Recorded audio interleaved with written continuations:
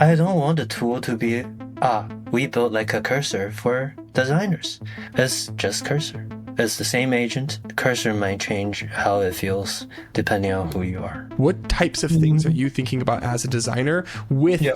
personalization being the end goal that you're trying to cross that chasm? The ideal interface is different for every single person. The things we design as designers, they just kind of go up one level. Instead of you're designing exactly how this piece of UI will look, you're actually designing a container. Coming up with the right set of blocks for AI to wield for each user dynamically probably is more important now than at any point ever in designing digital products. I'm trying to poke at the boundaries of is this thing possible? Because we're building software and the code is the material, you have no limitations. You can do whatever. Welcome to Dive Club. My name is Rid, and this is where designers never stop learning. This week's episode is with Ryo Lu, who you might have heard on an earlier episode back when we were talking about early Notion and systems design. But since then, Ryo's joined as the head of design at Cursor, which is easily one of the most influential companies in all of tech right now. So we're going to get an inside look at how design operates at Cursor, including all of Ryo's crazy AI experiments. So without further ado, let's dive in. So Cursor people first reached out like August last year. That was before the agent existed. The Cursor product trajectory, they started with the tab. It was like auto completion for code. It's like a much better GitHub Copilot. Then we did the chat like early last year. And then in the chat, you can like ask Cursor about the code base questions and it'll answer. But it won't do much for you. And then in July, they added the composer. So the composer is kind of like now the chat can actually write code for you, and then you can modify code. So they reached out to me back then. We talked a little bit. I thought, oh, cool. I still thought like Cursor back then is like a tool mostly for like coders. It is still, but it has just changed so much since. I thought, oh, I'm just still gonna do my Notion thing because I want to make something for everyone. And then last year around November, we were doing planning at Notion, like planning this like multi-year project that I was working on for a long time. And then the plan happened to be like, we're gonna do this like for second half of this year. And I was so angry because I wanted to do it like maybe since I joined Notion. I first went to V0. I made a little prototype. It's like a Next.js, React, Tailwind CSS app of like the future Notion. And then I played like a couple rounds there. And I was like stuck. I want to do more, but then I can't. So I just downloaded the app. I got Cursor, opened it up. I used the agent. It took a lot of time to find where the agent is. And then I was hooked.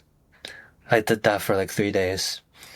And then I built this whole prototype of like the future Notion, like in my head, exactly what I want. I built like a menu where you can like turn like every single new feature. Like there's like a feature flag menu, on, off. And then you can see the whole app change. It has like real data.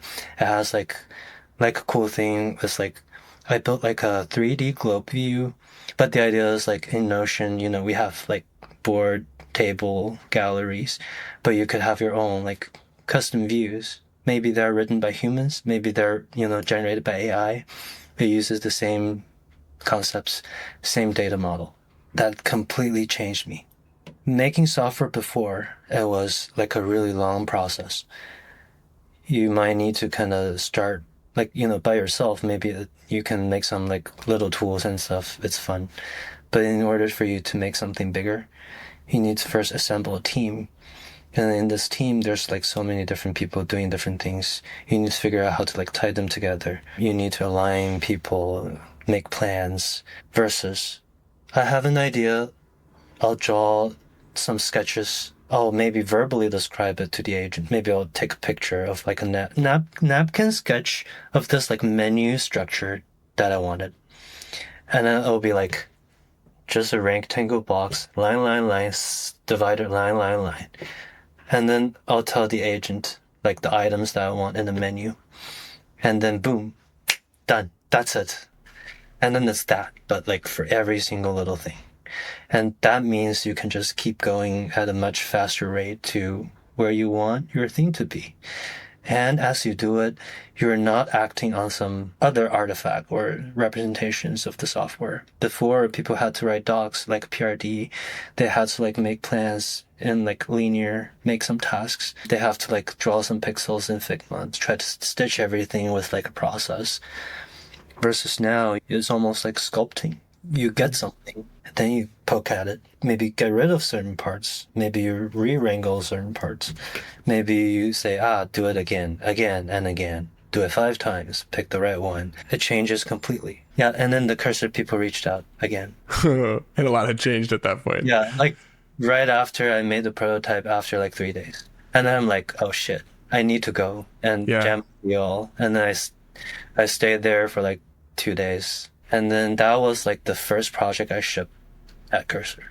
Was what exactly? It was like unifying all the Cursor concepts into one thing.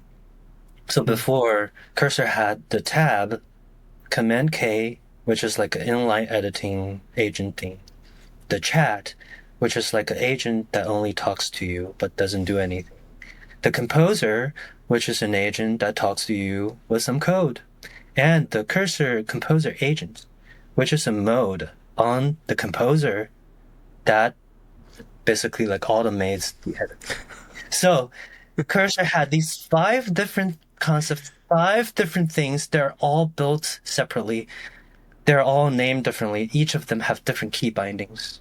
And all I did was I said all of these things are the same thing. They're all agents. Then we merge all of them into one concept. Now we are defaulting everyone to use the agent. Before it was like people were stuck. People didn't know we had the agent. So that's why I think it's probably the biggest reason we took off since February. Well, I'm glad that I started using Cursor then after you had already made that change. Yeah, otherwise you won't able to find it. Yeah, I'm like looking back at the journey. Like, I started using it in March.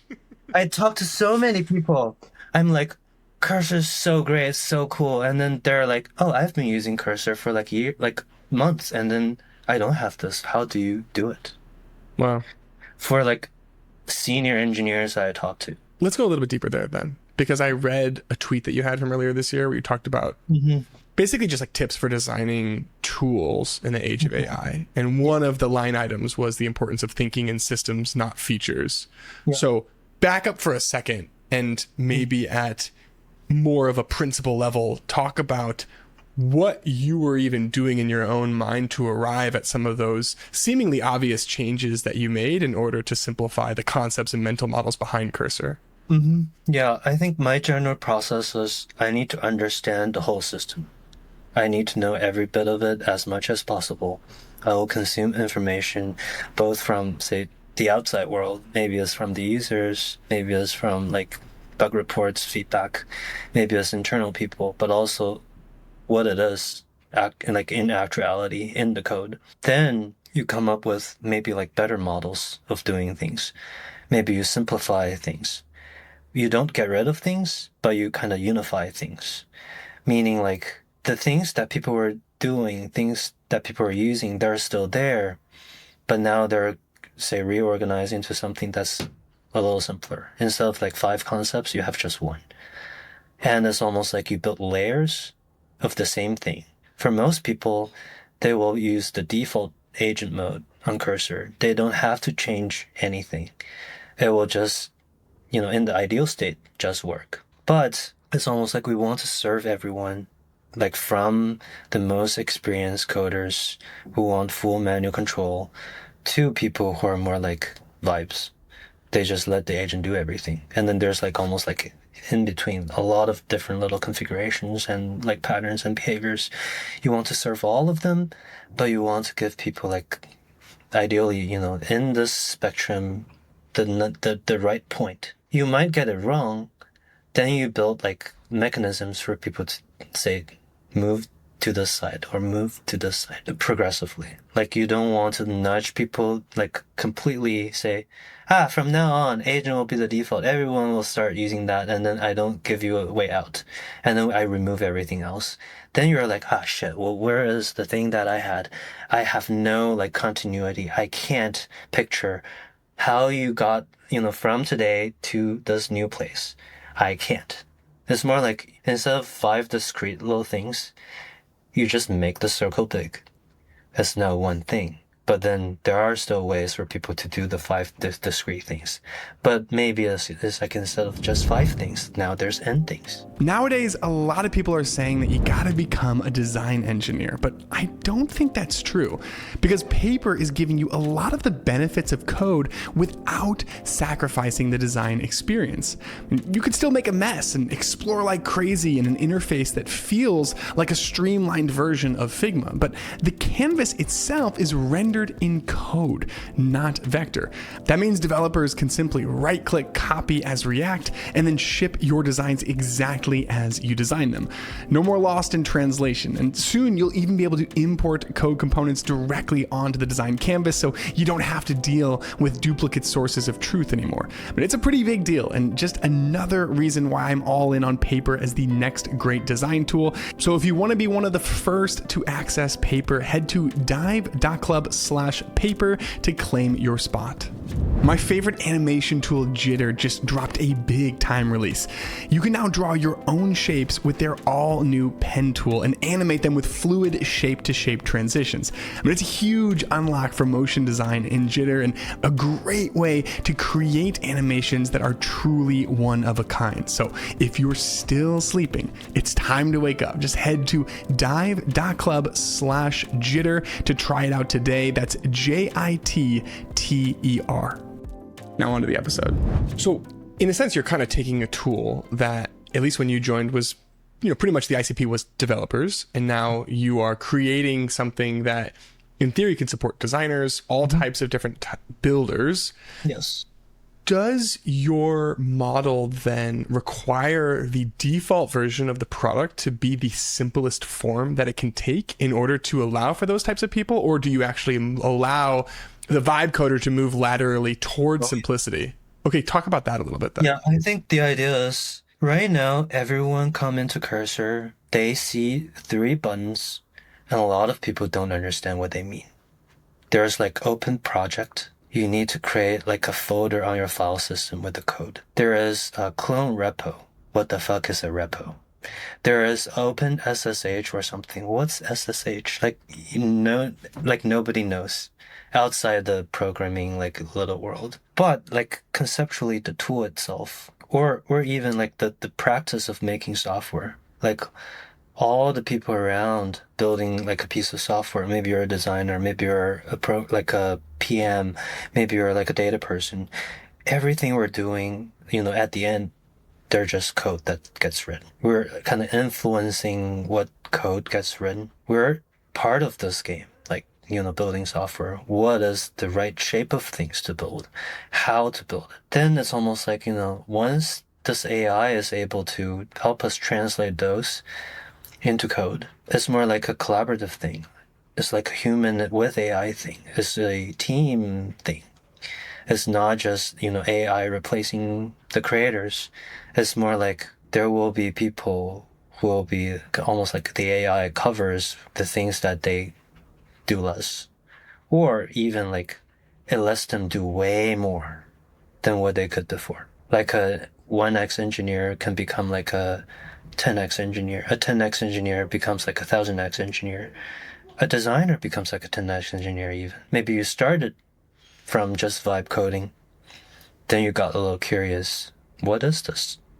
Then you start learning. It's like React, Next.js, Tailwind CSS.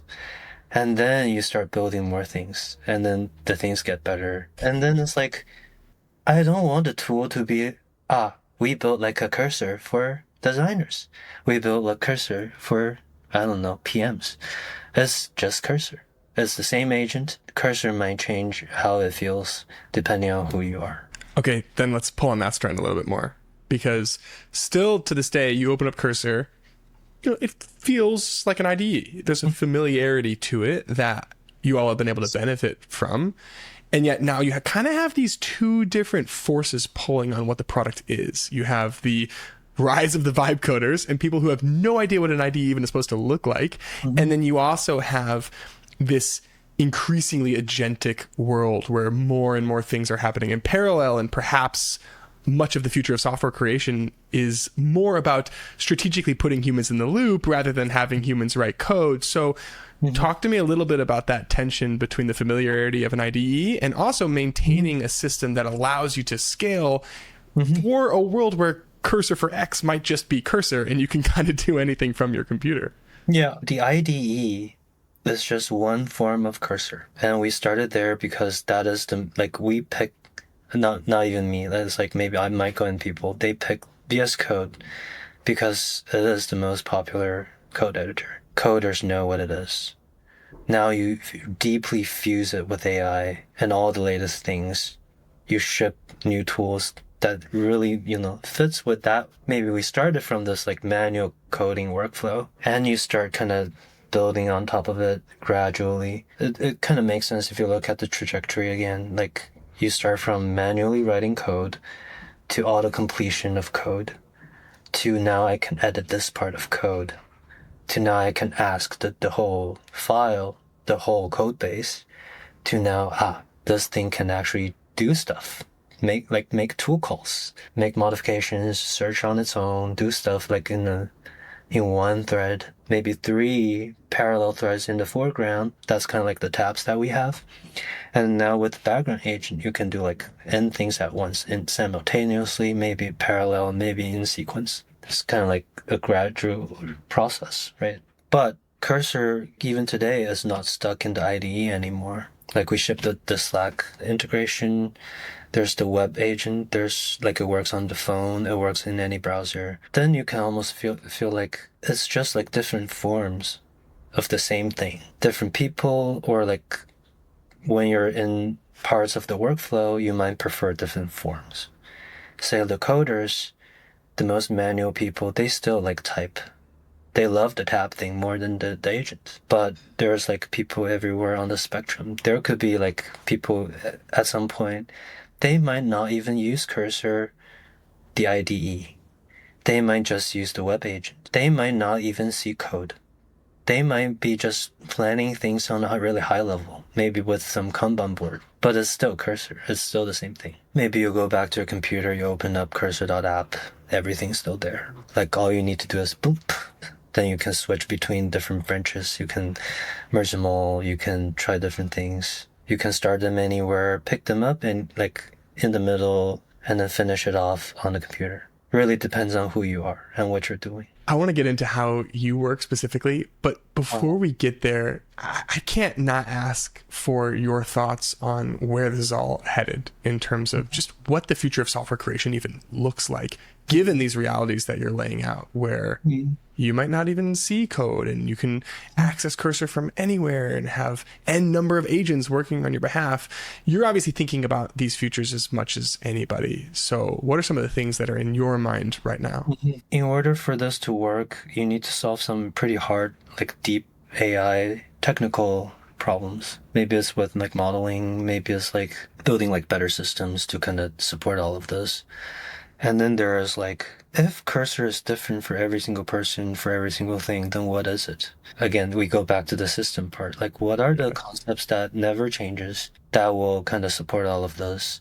What are the form factors that people would prefer? What is the right default for me to give to, say, everyone or specific groups of people? What are the groups of people we care about?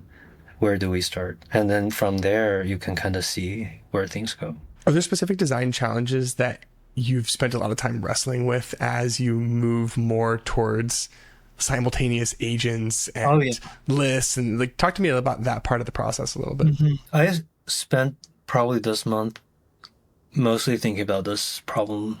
It's how do you both spin up multiple agents and manage them, view what's going on, and then once they're done, what to do with them? How do they work? How do you say plan things ahead? Most people will still do one thing at a time, but some people might want to plan a lot of things ahead. Some of them might be executed like sequentially. Maybe they have dependencies between each other. Some of them might be like parallelizable. So like you have 10 bugs that I want to fix, just fix them all and see what happens. And then there's this whole flow of like you start with some tasks that are planned.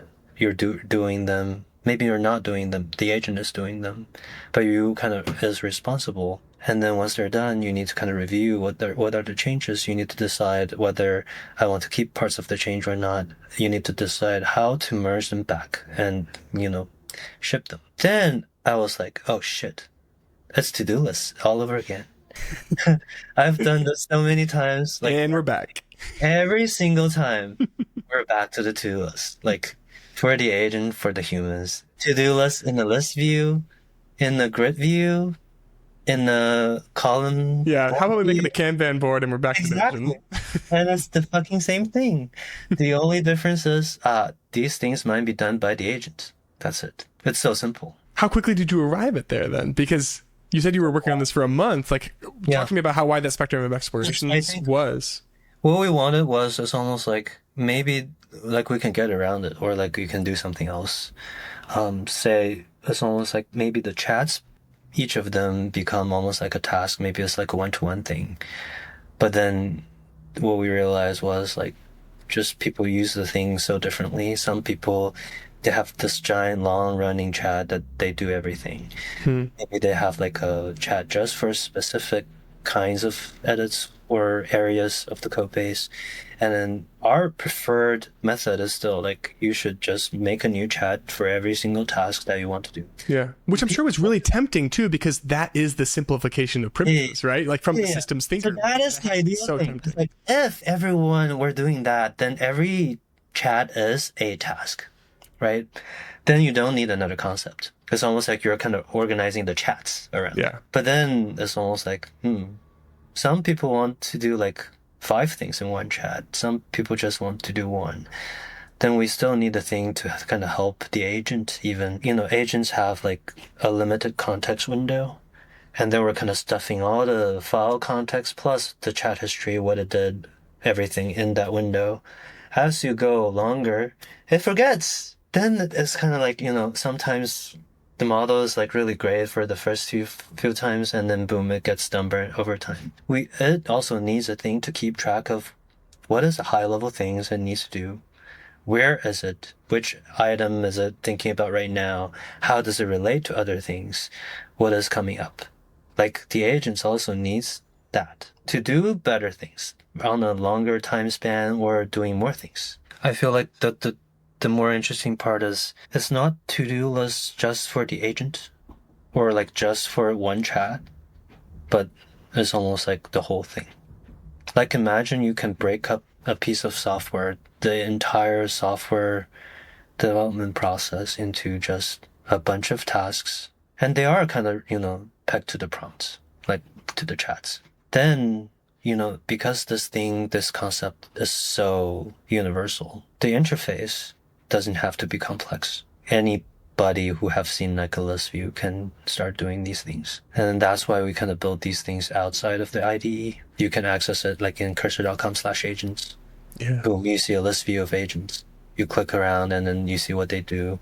You can see the chat if you don't want to look at the code. And then there's like a button, boom, merge, done. That makes sense to me why it would be a valuable primitive, because it's such a nice on-ramp for people who actually have no interest in entering an IDE. Right. But it's like still want to see what's happening with the project. That is what's happening in the real world right now when people plan things and make software. The Jira boards are like linear, like people do that. It's the same thing, but if you fuse it more with AI, with the agents, make it more collaborative, they're working on the code, they're like the same code base, same awareness of how things work, what's going on and what's being planned, then the agents can do better. The humans can also do better. I want to take one step back and kind of just set the stage a little bit, which arguably I should have done 20 minutes ago, but it just got very interesting very quickly. So I want to learn a little bit more about how design, which is, effectively how you operate at this company and what the role looks like, how you're even figuring out what to work on. Talk to me a little bit about maybe even just your week to week as the person designing Cursor? Every week I'll come up with things I want to do and explore. So like it's just specific problems. Say like this week is like making our pricing clearer, doing more on the background agent web mobile launch, cleaning that up, making things better. But at the same time, I try to just gather a lot of information from everywhere so that I keep an awareness of what's going on and like how people perceive Cursor. I try to just do projects on my own. That's how we dog food the thing. And also how I kind of get intuition of like where the limits of the AI are, where our problems are. And then you just play, you build. Maybe it's like, we build Cursor with Cursor. And then also I build like baby Cursor with Cursor that end up in Cursor. And then I make RyOS, that's for fun. But also, I'm trying to poke at the boundaries of, is this thing possible? Is it easy? Is it like how to do it? For RyOS right now, I don't even add new features. I just improve the things that I did or the agents did. I try to refactor systems. I try to like make better ones. And then I learn. And also I can know, maybe O3 is like better at this versus like Gemini. And then I carry that knowledge back to work. And then we fix the tool. We make it better. It just keeps going. I want to get into the personal projects thing, but I want to double click on something you said where you talked about just gathering information. Mm-hmm. And I want to know where you're deriving signal versus what you can choose to ignore, because there are a lot of people that are giving you feedback right now. Like I went back and looked at your screenshot of the original mobile designs and there were 772 comments, which is ridiculous. So how do you even deal with that? Yeah, I just look at everything on Twitter, in Slack, all the like user reports and feedback. I just try to like simmer them in. It's like training a model. It's like you're just feeding more data. You're building your intuition. Then, the more you see these things, your priorities get better, your sense gets better. Okay, so then if we were reverse engineering the system prompt that you were then using as the razor to figure out what feedback to act on versus what to say, no, that doesn't make sense. How have you evolved that system prompt to understand what feedback to ignore because it doesn't make strategic sense? I will say this is like for most things in isolation, little decisions, they don't really matter. But then when you kind of put all of these little things together, they all matter. Or like say the direction matters, the concepts matters, the idea matters more than say how you do it. I try to get a sense of what the person really wants, why they told me this, then say, your solution, I don't care. Bye. Sometimes I ignore those two. It's like, because they are really not important. Even for myself, they're not important. Then I won't spend too much time on it. Like the more you look at these things, the easier you just kind of naturally process these. It's almost like you build your own like processor, filtering out noise and then building intuition. It's also like it changes. It's like a dynamic thing. Maybe like this week, people are saying XYZ is like better, XYZ is bad. It changes. And also there's competing timelines at play more than ever, where in my experience, you get feature requests that make a lot of sense, but to, tap into the overused analogy, it's like, it's all about making faster horses, and it's difficult to know when to abide by some of those requests versus to say, you know what, actually, like we're focused on a totally different future that we're trying to create. Yeah. Take everything, but you set the priorities and they change. It's more like a dynamic ordering thing. It's not just like the outside too. It's like there's like company stuff. There's say like resource technical limitations. There's the present. There's the future. There's the you, there's the engineers, there's the designers, there's everyone. There's more manual control versus more automation. It's really hard if you try to pick sides because you get stuck a lot. It's much easier to just look at everything and then you figure out, maybe for now we do this, but maybe later we do that. Let's talk a little bit about your personal process. You're doing all these explorations. It sounds like there's a lot of autonomy in terms of what you're exploring and the nature of your experiments. So Mhm. talk to us a bit about when are you using Cursor in your own practice? And is there any correlation between Cursor versus other tools as it relates to where you're at in the fidelity of the idea in your own mind, even? Yeah, because we're building software and the code is the material, Cursor, right now at least, it's still the best place to do that. Like to interact with the code and then do everything around it. You have no limitations. You can do whatever. And as you use it, as your code base gets more complex, Cursor has more tools to kind of cover all of those. It scales from like a single thing to like a more complex big thing. If you look at people, like what they're doing, there are people who are just writing docs in Cursor. Maybe they're like doing some marketing research, doing some report. It's like doing all sorts of things because it's like code is. It's like the lowest level primitive. It's not even the lowest. Say like it's not assembly or like machine code. It is at least for now the layer where we can do almost everything. If you start from that, like from that layer, and you build a system around how to interact with like any code base and solve a lot of like hard AI software engineering problems so that the agent can make more complex software, check its own errors, get better as you use it, then it's much easier to build upper layers because you kind of eliminated a lot of problems that, say, like a live coder would face. Say, like, instead of them seeing a error they cannot fix, the error is just not there anymore. Or maybe it's like they will see some, it's like a simpler alternative interface that fits them better. That is not the sidebar of files, editor, chat. It can be anything. All right, I'm going to put a pin in that. I want to go a little bit deeper because put me into the part of your explorations before you had arrived at the to-do as the primitive for these, the n number of agents. Where were those explorations happening then? Were you writing in docs? Were you using Cursor to spin up UIs? Was it something else? I just use whatever medium that fits the problem. I do a lot of walks around the office and I'm just on my phone with Notion and I'm just typing ideas in like a list, bullet list or whatever.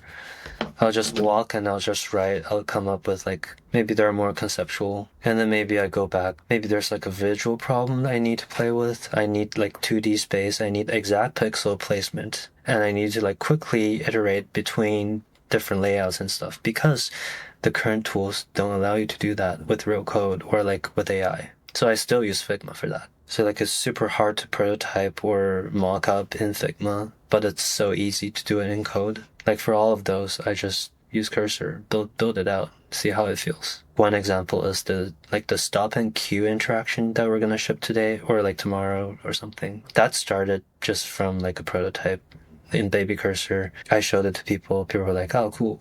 And then we built it. And then we're doing more like on the multi-agent stuff. Also use like prototypes for that because it's just so much easier, especially when you're say doing these like AI interactions because the input, the output, the context, the response, what's in it, they all matter. You just can't fake them. And you use the verb feel it. I mean, it's the only thing that matters. For stopping a queue, it's the only thing that matters. And I was even having a conversation with someone in a comment thread that I probably shouldn't have been in, but they were just like, I don't understand. Like, why would you need to do code? And you're like, man, if you are working on a product that has consistent AI output, there's anything even remotely close to a chat, it's impossible to move the needle in Figma. It's impossible. Yep. I just feel like interfaces will become just way more dynamic. It will become almost like the ideal interface is different for every single person. All right, let's talk about it then, because you had a tweet that I really liked where you talked about fluidity of future AI interfaces. So share some of your thinking there, and maybe we can use that as a launching pad and see where it takes us. Yeah. It's almost like you just can't design a thing with mocks anymore. Meaning like they're just static picture of one state, one ideal state that you think every single human will understand. Like that is just impossible. We as designers, we can try to like Let's simplify everything, dump it down, make sure that this is like the most universal thing people can understand, and then maybe you fuck up your whole product because you watered it down. Like it doesn't do the Yeah. magic that some people wanted anymore. Maybe it's not good to say, but it's almost like the Mac OS redesign from Liquid Glass. It's like you kind of force people onto this like grid, onto this pattern, onto this system that doesn't make sense for that context or is not optimized for, say, cursors, like mouse cursors versus like tab or vision, whatever. Like the interfaces were designed differently for a reason. Like iPhone buttons are like 44 pixels tall versus say like on Macs is like, I don't know, 28. But every single person like thinks differently, talks differently. They have different preferred methods of interacting with the world or other people or the thing they're thinking about or the things they're doing. I work with a lot of engineers. Even the engineers are so different. Some engineers are already like fully in the agent world, but some of them are still like typing code manually. Some of them purely use the keyboard. So like, all the Vim users or like Emacs, but also there are a lot of people just click. Like if you look at Twitter, I saw a tweet from yesterday, like one of the most crack coders I know, Jared, who works on like at Bun, he said, get a desktop, the app. That's the best way to see this. Oh, wow. I didn't know that Because, was legal to say as an engineer. yeah, that's crazy. Man. I feel so much better about myself. Yeah. So it's like, I don't want to impose my preference onto people. I want to satisfy all of them, ideally. We might want to cut some parts of it, but ideally, like most people, when they come in, they can feel like, this thing is for them. But then it's like, in order for you to do that, it means the interface will change and it will be like, people can use it in a million ways. Then you need to kind of design like a low level architecture where, you can fit all these different configurations and customizations. How much do you want to offer to different people? What are the different defaults people get? I'm a big believer in the power of video to explain my thinking as a designer. So when it's time to give feedback, I'll drop a Loom link in Slack and another link to a Figma prototype, and feedback will be scattered everywhere. And I mean, it's a mess. So I'm building the product that I've always wanted to exist, and it's called InFlight. You can kind of think of it like an async crit. It's an easy way to share a video walkthrough along with an interactive prototype or whatever you're designing. And then AI interviews the people on your team to get you the feedback that you need and organizes everything for you in a beautiful insights page. So right now I'm only giving access to Dive Club listeners. So if you want to be one of the first to use InFlight, head to dive.club/InFlight to claim your spot. I don't remember when it was, maybe a while back, but you talked about what has to happen to a product to make the jump toward different phases of scale. And you basically talked about how if you get to the point where everyone has to use the product, you lose a little bit of soul. Yeah. So it sounds like personalization is the antidote in your mind to that, and a lot of potentially maybe what the models are making possible allows us to achieve that level of soul and craft while reaching, a billion people kind of thing. Yep. What needs to happen to get there? Like as the person in, some shape or form steering the ship, like how close are we? What types of things are you thinking about as a designer with personalization being the end goal that you're trying to cross that chasm? Yeah. We haven't even started yet on this one. As I said, like when you open up cursor, the 3 buttons, the things we design as designers, they just kind of go up one level. Instead of you're designing exactly how this piece of UI will look, the order of buttons, where they are placed, you're actually designing a container. These are the patterns in my whole system. And then they translate between each other. So like in cursor, we have like a little input when you select text. You Command K, there's like a little input. And then there's like a chat on the side. The chat on the side can also be opened as a full editor, then it becomes like a full window. There is the same thing, maybe like in the background agent on the website, on mobile. All of them, conceptually, they are the same things. But maybe you give them different forms depending on, where you are doing the thing. What are the most essential patterns and ideas in this whole thing? And then all of their possible configurations. Is that a finite list then? Like as the designer of this future state of cursor, are you coming up with, here are all of the primitives, they can be combined Yeah. probably it's probably just a standard factorial at that point. In that future, when you think about the ceiling for personalization, is there room for dynamically generated output or UIs or combinations from an AI? Like, how much of that is a factor in how you see this going? It's possible, but I don't think it's like arbitrary generating UI that, say, even the creators of the tool cannot control or cannot predict is a good thing. It just creates more chaos. Yeah. But say if you come into Cursor instead of seeing the three buttons, maybe based on what we know about you, what kind of projects you work on, maybe you told us some of your preferences, and then the AI can kind of reconfigure the entire cursor for you. Maybe it flips it upside down. Maybe all you see is like this, I don't know, like a canvas where you can draw stuff, and then boom, your idea, instead of like a, I don't know, like a rectangle thing, turns into like a real component you can play with. Or maybe you're like a pure coder. You come into Cursor, all you see is like terminals. Why not, right? But then you're still using Cursor. It's just through like a different form. You're still touching all the same low-level primitives, and there's not a lot of them. There's actually very few of them.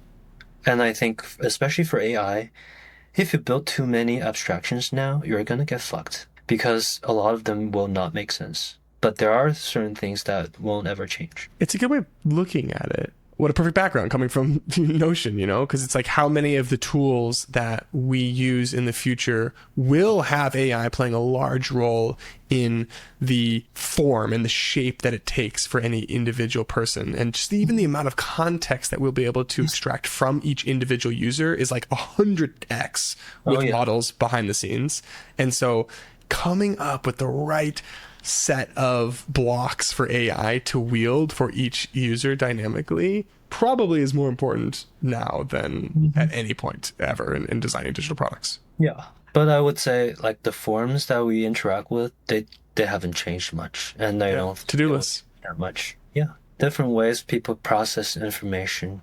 Could be visual, could be like a list, could be like a card, could be like a table, could be anything. But it really depends on what you're doing, who you are. All right, well, I can't end this call without giving you an opportunity to talk about RyOS, because people are completely in love with it on Twitter for every reason. I mean, it's really fun. I was even playing around with it before this call and doing all the chats and iPod and everything. And you spoke to the value of building your own operating system as an exercise in dogfooding, but like there's got to be a little bit more of a deeper motivation, and where's the inspiration come from? Why do you spend time doing this, making your own mini Slacks at 3 a.m. basically? Yeah, so how this thing started was like pure accident. I built the first app in there, the soundboard app, and if you open it, it's like there's some pre-recorded sounds of me making noises. I built those. Are you?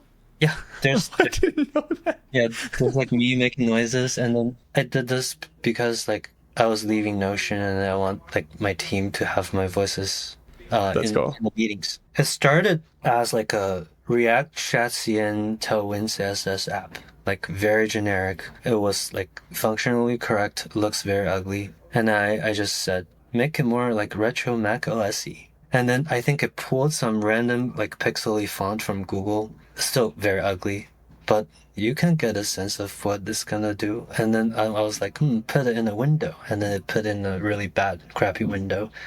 And then I said, make a menu bar. And it made a menu bar. Then it was like, why the fuck does this thing only have one app? It looks like an OS, but it only has one app. And I built the second app, the Internet Explorer app. It started just from, it's just like a browser. It looks like a browser with a bar, but all it is just an input and an iframe.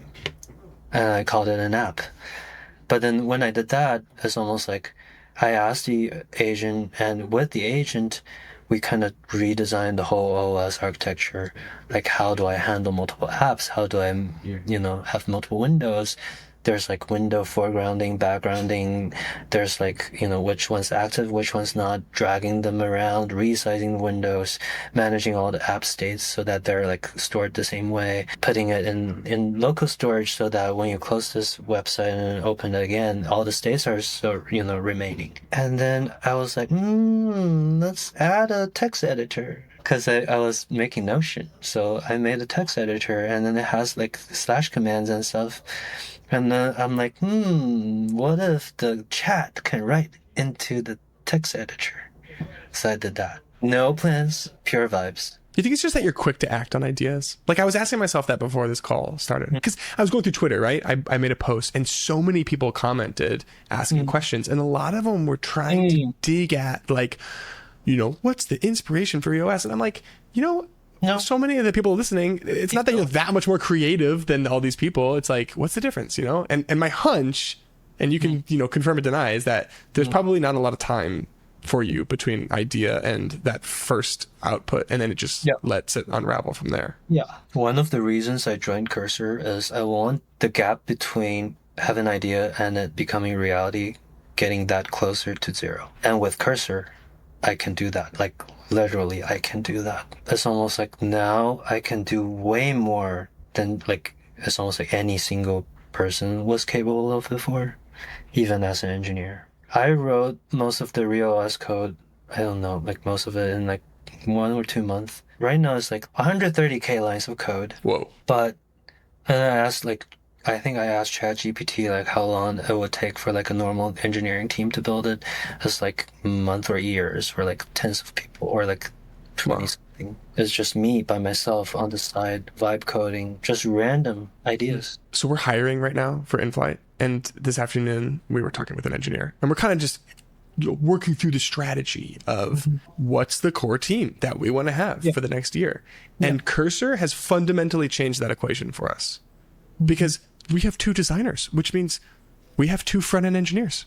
Like the types of engineers that you even need to hire change when you don't need someone to be super front-end savvy because I can just finish whatever feature we're working on. It's amazing. I think that will just happen for more people. And then the over specialization that we had over the last 10 years or so just completely does not make sense anymore. It's almost like everyone, if you know how to interact with the AI, it's almost like re-leveling the field a little bit. Meaning like I see a lot of, say, 17-year-olds vibe coding with AI doing way crazier things than, say, some engineer at like big tech doing 10 lines of code a day or all these people right now, they're playing with AI on the edge. They keep poking at it. They know what it is. Maybe they did it within like a pretty short time span because the tools are also like getting really fast, but they're like pretty ahead. Versus if you are still thinking, maybe we need to do like, I don't know, weekly plans, standoffs, meetings, sit in rooms, eat my lunch, do nothing. It's going to be bad for you. Good luck. Yeah. We talked about the role that Cursor plays in more of the ideation experimentation phase, but can you talk a little bit about how you collaborate with engineers at Cursor while building Cursor, and how often are you contributing production? Is that something that's happened? When does it happen? What does that part of the process look like? Yeah. One example is not even like for myself. So we have another designer. His name is Ricky. He was also from Notion. He's like a really big like design system guy. Like he loves making componentry stuff in Figma. All the color tokens, styles, components, nested components, all the different states and stuff. He joined and then he started there, kind of like old habits, like just clean up everything, mock them up, make them like visually perfect, which I think is really important too. But it's almost like a thing that you only do once. So he did that. And then we started like re-architecting and redesigning all of our setting pages, like all the settings and the dashboard. So he did that in Figma for like maybe like 2 weeks. And I was like, what are you doing? Like, let's just like try vibe coding it. What do the engineers think about this? That's the question. They love it? Yeah. Yeah. they see us more like part of them now, which is Explain great. that. I started building things without knowing the distinctions between a designer, engineer, a PM, whatever. I just made stuff myself. I designed the thing in my mind, I coded it. And then I became a designer, and I just felt this whole thing doesn't make sense. Meaning, like, the designers are the people who draw pictures and the pixel states, and then the engineers need to, like, say, okay, great. Given these pictures, now you kind of design the whole architecture, every piece of it, and build the whole thing. It doesn't make sense. It's like this is the same problem, same puzzle, different sides of the puzzle, different layers of abstraction of the same thing. If you slice it like this, it will end up in a weird thing when it could be something way better. It's a good segue back to before me, there were no designers at Cursor Yeah. because people just built for themselves. They designed for themselves. And I think it's great. It's like that's how Cursor got here because we built the best AI tool for programmers. I think we have a really good team, and then we're almost building the most cracked AI workflow that involves all the manual, coding. But it's like that is just the start. But as you expand to more people, you need to make the system, accommodate more ways of doing things, different visualizations, different abstractions. That's what I was gonna say. What your story speaks to the value of the designer, right? Like, since you Yeah, have a bunch of people building for themselves, but it was the yeah, designer required to come in, untangle complexity, and create a solution that could scale to more people outside of mhm. themselves. Exactly. It's like we have so many great engineers, but they're kind of clueless in some way too. It's like they build the most hard part of the whole problem, but they forget to build the doors, or they forget to like make the paths flow into the same thing. Like instead of building five things, maybe we should just build one thing. It's just one thing that has like n or like a million different ways to see it. And then I think that is what I think say designers or even like software architects will be doing. Like you're just kind of designing the boundaries of things, how the concepts work together.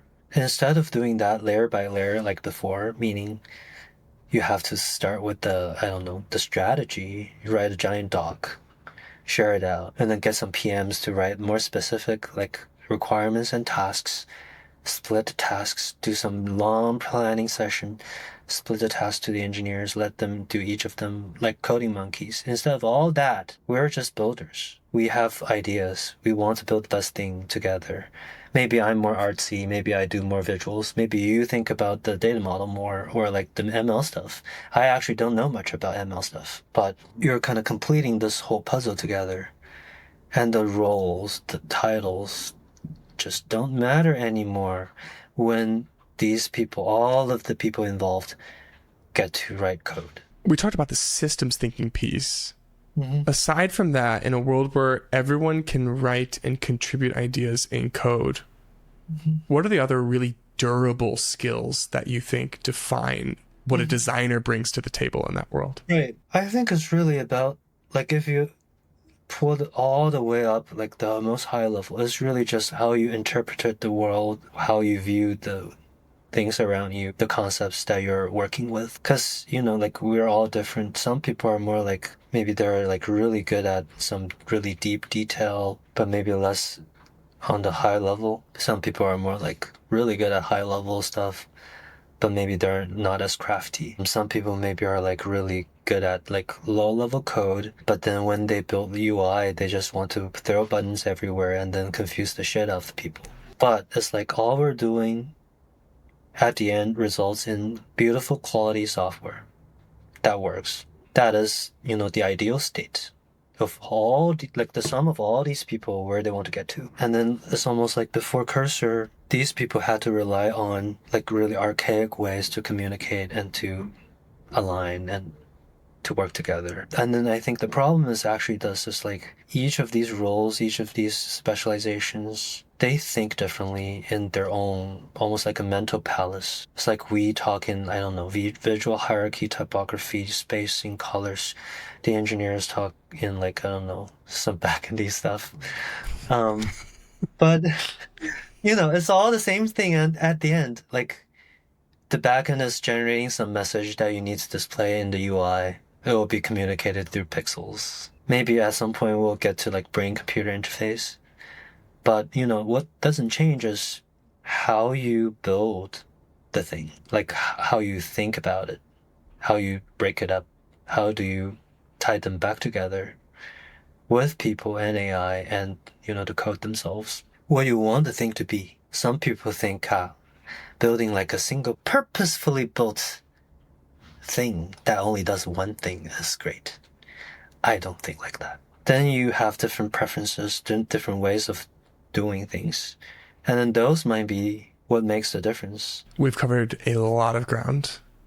And I decided to outsource my final question to RyOS. Yes. And I was talking with the virtual you earlier, and I was asking, and my prompt was basically, what is the most interesting question that I can ask to end this conversation? And what is it? What's something that you believe about the future of HCI that sounds a bit insane, but you still believe it's true? The interface will just become like how you think. And I think it will just get closer to you, meaning like maybe we don't operate from like proxy devices. Maybe it's even closer. So like I'm a visual thinker. I'll still see my like canvas stuff, but then maybe they're floating in my mind instead of like on the screen. Yeah, that's a trippy future. Have you seen the new like Neuralink like presentation? Yeah. Like they can already like with like I think 1,000 electrodes draw stuff in your vision field. Yeah. It's crazy. I mean, it's hard not to just be like, what? The whole definition of what we think of as a designer in that world is what does it mean? How much does it even carries over? Like, it's crazy. There's still someone coming up with the concepts, how you call things even. What are the importance of language. Oh my gosh, you're right. It's like, that is actually like a big part of my job now. It's like clarifying concepts and ideas that are supposed to be the same into like their simplest form. That doesn't change. Well, Ryo, this has been amazing. Thank you for hanging out and geeking out on all of the things in your brain. It's been really, really fun to see how you work. And I'm even more appreciative that you took this role than I was at the beginning of this, knowing now the impact that you have had on this product. It's really been a joy to watch both as a user and a observer. Excited to keep following you on Twitter, man. Thank you. Before I let you go, I want to take just 1 minute to run you through my favorite products because I'm constantly asked what's in my stack. Framer is how I build websites. Genway is how I do research. Granola is how I take notes during crit. Jitter is how I animate my designs. Lovable is how I build my ideas in code. Mobbin is how I find design inspiration. Paper is how I design like a creative. And Raycast is my shortcut every step of the way. Now, I've hand selected these companies so that I can do these episodes full time. So by far, the #1 way to support the show is to check them out. You can find the full list at dive.club/partners.